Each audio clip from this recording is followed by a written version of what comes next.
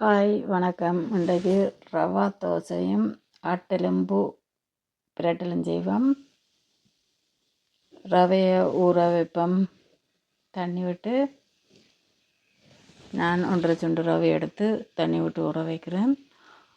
உளுந்து இரவே ஊற விட்டாச்சு. 1/2 சுண்டு உளுந்தும் ஒரு தேக்கரண்டி வெந்தயமும். உளுந்தை இரவு ஊற வச்ச தண்ணியை விட்டு நன்றாக அரைச்செடுப்போம். ரவையை ஒரு மணத்தியாலம் ஊற வச்சிருக்கு. உளுந்து ஊற விட்ட தண்ணியவே ரவைக்கு மட்டும் நல்லா அடிச்செடுப்போம். அடிச்செடுத்த உளுந்து ரவை ரெண்டையும் ஒரு சட்டியில் ஊற்றி தேவையான அளவு உப்பு கொஞ்சம் ஈஸ்ட் போட்டு மூடி புளிக்கிறதுக்கு வைப்போம். இங்கே குளிரண்டபடியாக நான் உள்ளுக்கு வச்சு புளிக்க விட்டுருக்குறேன்.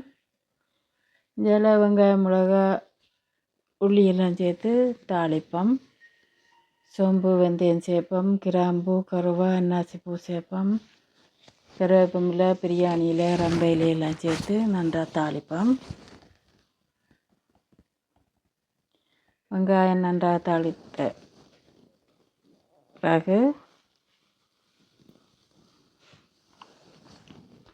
தூளும் சேர்த்து நல்லா தூள் மணம் மாற பிரட்டுவோம். கழுவி வச்ச ஆட்டெலும்பையும் போட்டு தண்ணியும் போட்டு மூடி அவிய விடுவோம். உப்பும் சேர்ப்போம்.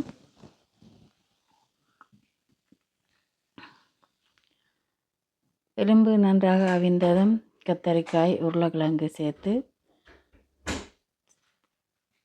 மூடி விடுவோம். கத்தரிக்காய் உருளைக்கிழங்கு அவிந்ததும் கறிப்பால் சேர்த்து திரும்ப மூடி விடுவோம்.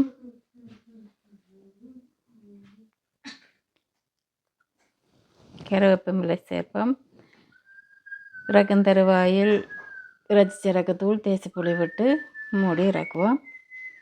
புளிக்க வச்ச ரவா உளுந்து புளிச்சிருக்கும். அதை எடுத்து தோசை சுடுவோம். ரவா தோசை புளிச்சிட்டு நல்லா முறுமுறண்டு வரும் ரவா தோசை. மாவுண்டு சேர்க்க தேவையில்லை. ரவையும் உளுந்துமே காணும் ஊற வச்சு அரைச்சா டேஸ்ட்டாக வரும். முறுமுறண்டு ஆட்டெலும்பு உருளைக்கிழங்கு கத்தரிக்காய் பிரட்டல் ரவா தோசை சுட சுட ஒரு ஆள் சுட்டு போட இருந்து சாப்பிட்டு பாருங்க. எத்தனை சாப்பிட்றதுன்றே தெரியாது. அந்த மாதிரி டேஸ்ட்டாக இருக்கும். ட்ரை பண்ணி பார்த்துட்டு சொல்லுங்க எப்படி இருந்தண்டு.